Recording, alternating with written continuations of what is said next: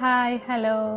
Live കുറച്ച് ദിവസമായിട്ടോ കുറച്ച് words ഒക്കെ ഇങ്ങനെ പറയാൻ തുടങ്ങിയിട്ടുണ്ടായിരുന്നു. അപ്പോൾ വിചാരിച്ചിട്ടുണ്ടായിരുന്നു അവനക്ക് എന്തെങ്കിലുമൊക്കെ ബുക്ക് ഒന്ന് വാങ്ങിക്കൊടുക്കണം. ഇപ്പോൾ ഫ്രൂട്ട്സിൻ്റെ വെജിറ്റബിൾസിൻ്റെ ഒക്കെ ഈ ഫസ്റ്റ് വേർഡ്സിൻ്റെ ബുക്സുകളുണ്ടല്ലോ, അപ്പോൾ അത് വാങ്ങാൻ വേണ്ടി വന്ന കേട്ടോ. അവിടെ വന്നപ്പോൾ ഒരുപാട് ആക്ടിവിറ്റി ബുക്ക് ഉണ്ട് കേട്ടോ.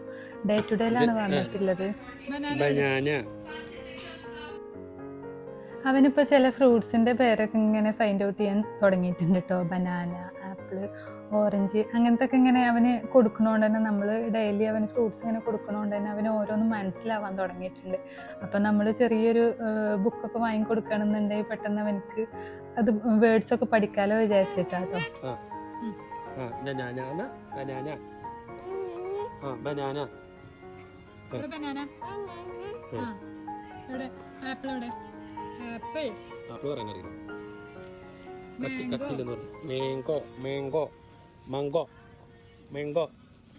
മാംഗോ ഓറഞ്ച് ഓറഞ്ച്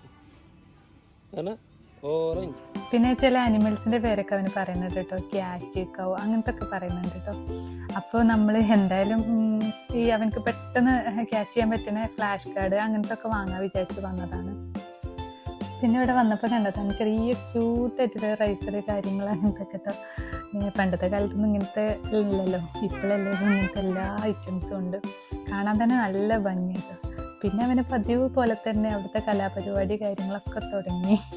പിന്നെ ഇതാണ് നമ്മൾ വാങ്ങിയ ഒരു ഫസ്റ്റ് വേർഡ്സിൻ്റെ ബുക്ക് കേട്ടോ. പിന്നെ അതുപോലെ കുറേ സ്റ്റോറീസും ബുക്കും കാര്യങ്ങളൊക്കെ ഉണ്ട്. അതൊന്നും ഞാൻ വാങ്ങിയിട്ടില്ല. ഒരു 2-3 ബുക്സാണ് ഞാൻ വാങ്ങിയിട്ടുള്ളത്. അവനക്ക് അതുപോലെ ഫ്ലാഷ് കാർഡും വാങ്ങിയിട്ടുണ്ടായിരുന്നു കേട്ടോ.